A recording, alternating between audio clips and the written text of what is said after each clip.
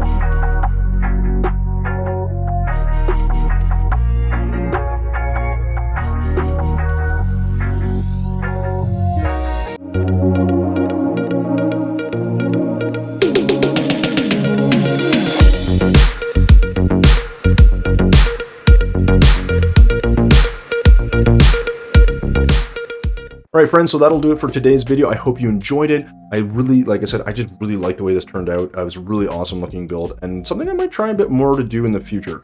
But guys, of course, if you have any comments, questions, concerns, suggestions, leave a comment down below and I will definitely get back to you.